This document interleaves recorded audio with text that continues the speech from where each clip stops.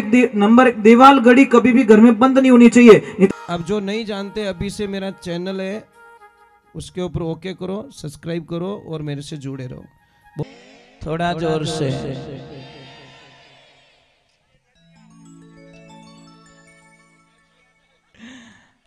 देखो मेल तो बराबर हो गया भाई, नदी तो है, गांव भी यही है ना। चलो राधे राधे, थोड़ा जोर से बोलिए।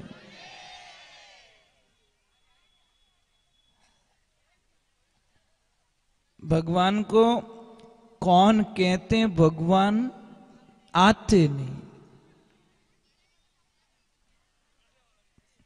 आगे तो सब जानते, हम मीरा के जैसे बुलाते नहीं।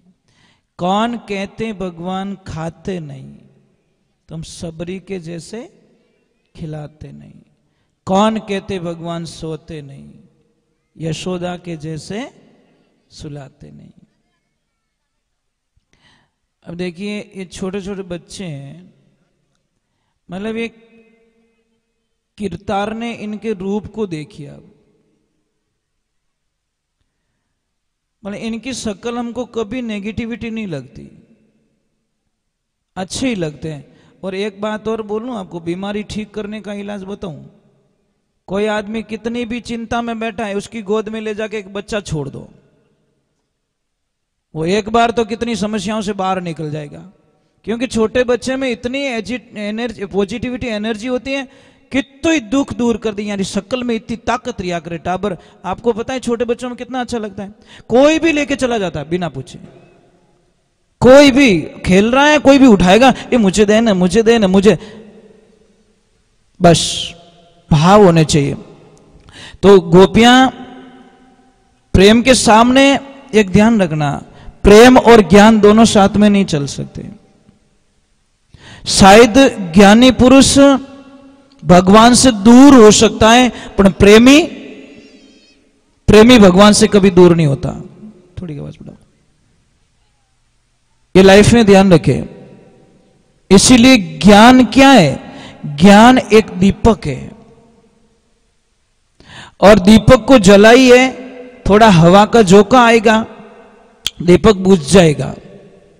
और प्रेम एक मणि है, मणि को रखिए, कितनी भी हवा आने दो, उसकी लो वो बुझेगी नहीं। मणि कभी बुझती है क्या?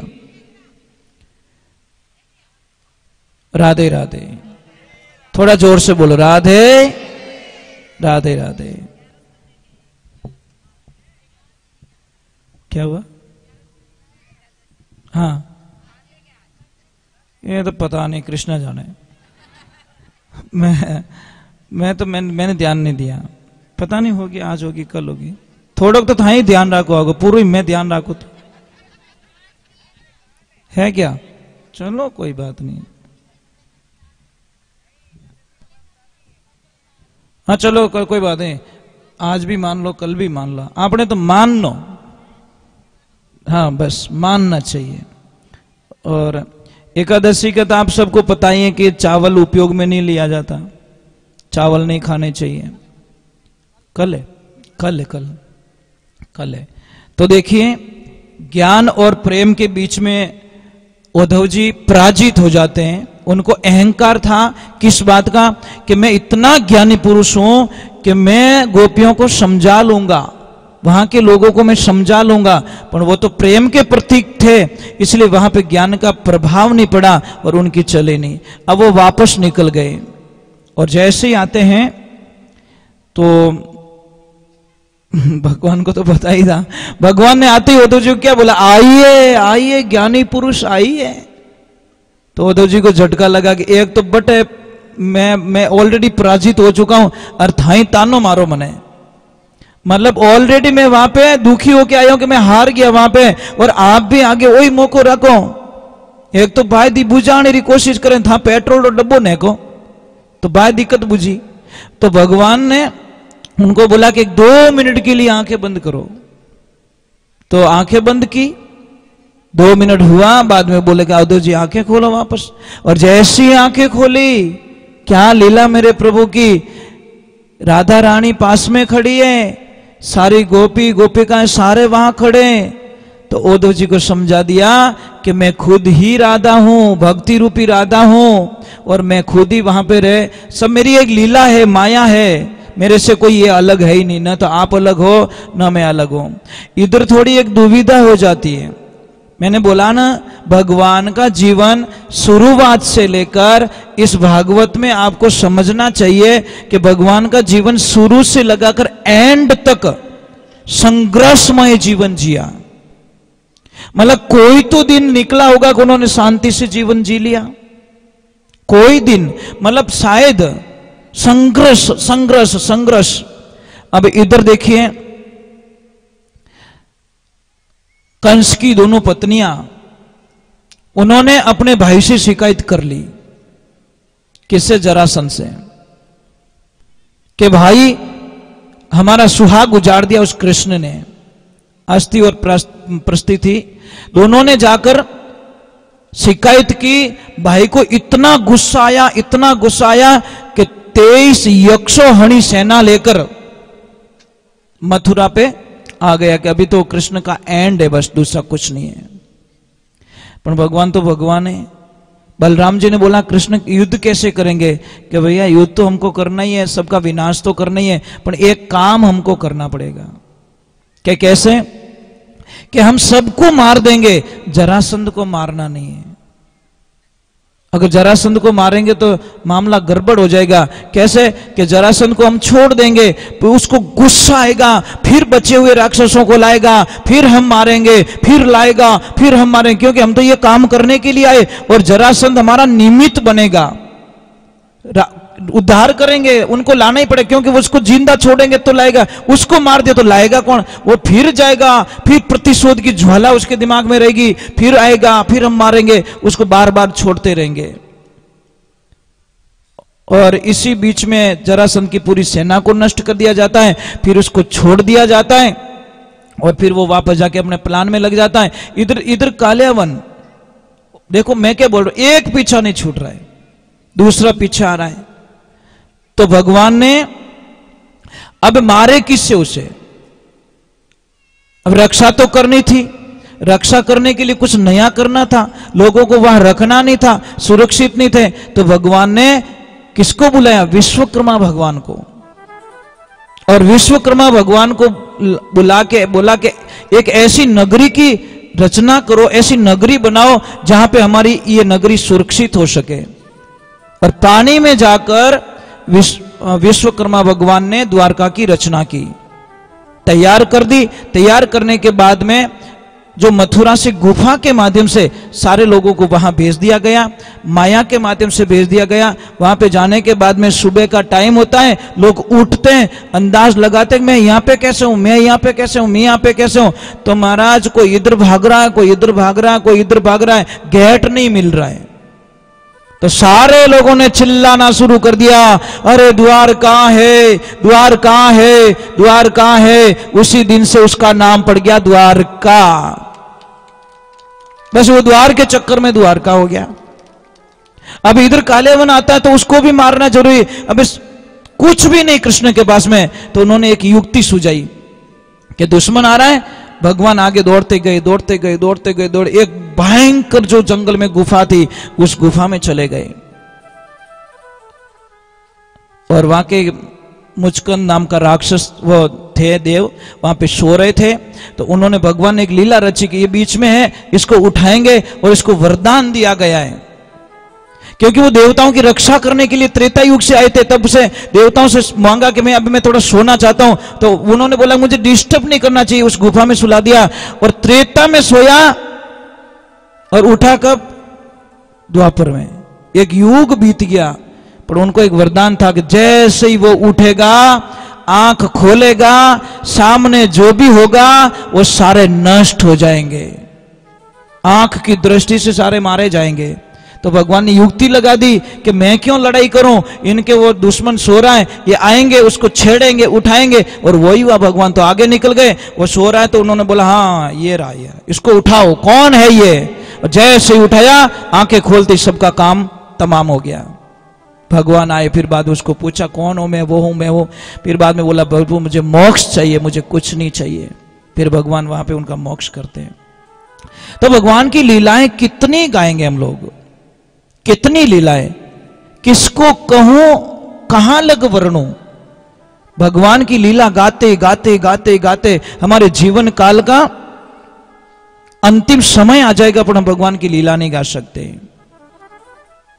राधे, थोड़ा जोर से बोलो, आवाज नहीं आ रही पीछे से। एक मेरी प्रार्थना रहेगी, करोगे? आपको हमेशा खुश रहना है? सुबह से लगा शाम तक एकदम खुश रहना चाहते हो? पक्का? तो मैं आपको एक तरीका बताता हूं। सुबह उठते ही एक तो किसी का मुंह मत देखा करो। तो પછી कई लोग बोले महाराज कहीं भीत देखो,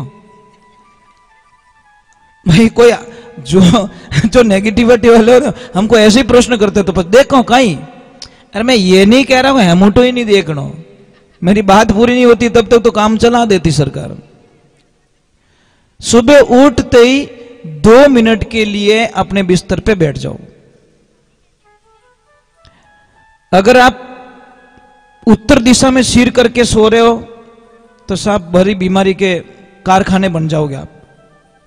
पश्चिम दिशा में आपका सिर होगा तो भी आपको एनी टाइम कुछ न कुछ नुकसान होगा। आपका सिर होना चाहिए पूर्व या दक्षिण। समझ में आ रहा नहीं? या तो दक्षिण में मुंह करके सिर करके सोना चाहिए, या फिर आपको पूर्व दिशा में जिधर से सूर्य भगवान निकलते हैं उस दिशा में सिर करके सो। आपकी बहुत अच्छी समस्या खत्म हो गई। एक जो घर में पिलर होता है, आडो पिलर आवे ना, ये क्या कहते हैं उसको, बीम बीम, उसके नीचे कभी मत सोया कीजिए। पलंग के नीचे कोई चीज नहीं होनी चाहिए, नहीं तो पति और पत्नी के बीच में एनी टाइम झगड़ा होता रहेगा। बजने वाली चीज बिल्कुल पलंग के नीचे अलाउ नहीं है, ये ध्यान रखना। हमारी आदतें क्या, वो बॉक्स वाला आ गया, कुछ कुछ भर देते उसमें, बच्चे क्या हमारे घर में शांति को नहीं, शांति को ही थारे शांत ही नहीं रहे। क्यों? कितनी चीजें भरियोड़ी पलंग रे मायने। आप बिस्तर डाल सकते हो वहां से ज्यादा, परंतु पलंग के जो नीचे की जो साइड होती है वो एकदम नीट एंड क्लीन होनी चाहिए। जितनी पलंग नीचे से साफ सुथरा रहेगा उतनी ही घर में शांति रहेगी। अगर पति और पत्नी दोनों के बीच में छोटी छोटी बातों पे झगड़ा हो रहा है तो कुछ मत करो, हंस और हंसनी का जोड़ा वाला फोटो आप अपने रूम में लगा दीजिए दीवार पे। उठते ही वो जोड़ा दिखे, आपके दोनों प्रेम के प्रतीक बन जाओगे। अगर किसके घर में धन की कमी है तो सिंगल हंस का जो पोज आता है, फोटो आता है, आप बोलोगे फोटो से क्या होगा? फोटो से बहुत कुछ हो जाता है, आप कल्पना नहीं कर सकते। सिंगल हंस का जोड़ा आता है, सिंगल हंस, डबल नहीं होना चाहिए। जिसको धन की कमी है वो सिंगल हंस, उसको पूर्व और उत्तर की दीवार पे बीच में आप कहीं पे भी लगा सकते हो, बैठक रूम में लगा सकते हो, अपने हॉल में लगा सकते हो, या फिर परिवार में छोटी छोटी बातों पे झगड़ा होता है तो पूरे परिवार की एक फोटो खिंचवाओ, पूरे परिवार की, छोटे बच्चों की, आपकी, पर 1 सेकंड के लिए मुस्कुरा जाना, और नहीं हंसना हो तो कोई गिली गिली कर दीजो पाड़ोसी, ताकि वो 1 सेकंड के हंस जाए और फोटो।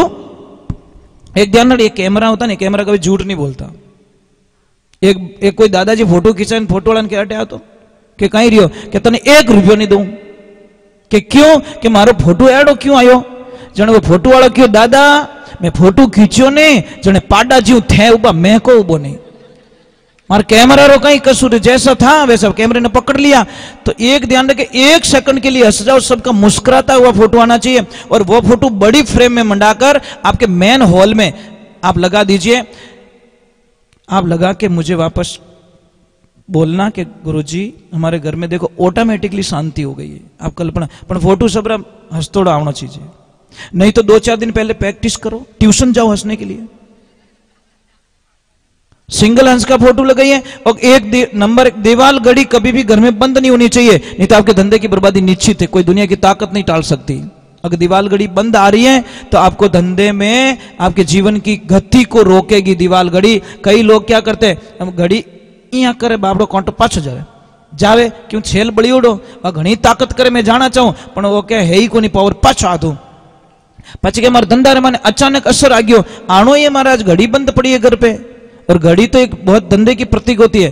अगर घर के सामने ये जो मोरपंखी आती है ना मोरपंखी पौधा अगर वो दोनों तरफ लगा दो ना आप कल्पना भी नहीं कर सकते। आप 2 गमले लगा दीजिए आप। अब बहुत बगीचा में आती है जी बहुत सारा पौधा मोरपंखी आती है मस्त एकदम विद्या की देवी कहते हैं उसको हम क्या कहते हैं। हाँ हम बच्चे थे तो हमारी बुक में उसका पत्ता तोड़ के रखते थे है ना वो विद्या की देवी वो दोनों तरफ एक इधर लेफ्ट और एक राइट बाहर निकलते हैं ना तो उनका दर्शन कीजिए। देखिए ये पेड़ पौधे होते हैं ना इतनी ताकत होती है इनमें कल्पना नहीं कर सकते हो। अगर किसी भी मुझे दादाजी ने कल एक प्रश्न किया था कि गाय भैंस को जब वो डिलीवरी होती है तो उनको कई बार फूल की प्रॉब्लम हो जाती है समस्या आ जाती है बहुत पैसा खर्च करना पड़ता है बेचारी तकलीफ होती है। तो आपको नॉर्मली इलाज बताता हूँ बड़लो आवे ना बड़लो कहीं के वो वट वृक्ष का मैं हिंदी में बोल देता हूँ क्योंकि बाहर भी देख रहे लोग। वट वृक्ष का जो पौधा होता है उसकी 500 से 250 ग्राम पत्तियां ले लो आप हरी पत्तियां उसको मिक्स करके एक 100-150 ग्राम देसी गाय का घी उसमें मिलाकर 1-2 चम्मच हल्दी डाल के उसको खिला दीजिए। महाराज इतना बढ़िया इलाज आप कल्पना नहीं कर सकते कल्पना भी नहीं कर सकते।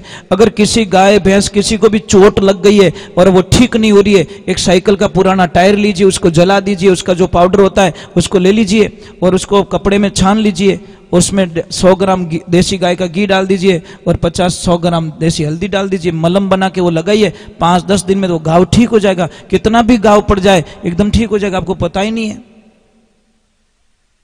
बहुत सारी चीजें होती है हमारे साथ में होती है हमारे पास में होती है पर ज्ञान नहीं है और नहीं होने के कारण हम बहुत सारी समस्याएं होती है। अगर किसी भी बच्चे को पढ़ाई में मन नहीं लग रहा है तो आप दक्षिण और पूर्व की दिशा में उस बच्चे को वहां पे अध्ययन कराओ बच्चा बड़ा होशियार होगा पढ़ाई में मन लगेगा। समझ में आ रहा है नहीं आ रहा कपूर। हाँ घोड़े के लिए इलाज है मैं बताऊंगा आप भाई आप नाच रहे तो आपको बताना भी जरूरी है। घोड़ा तो अटी दुका ऊपर से याद करो। हाँ राधे थोड़ा जोर से बोलो।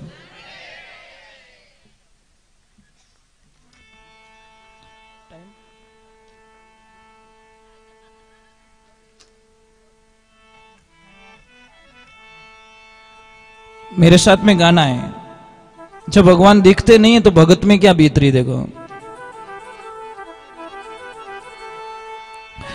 बोलिए कृष्ण कन्हैया लाल।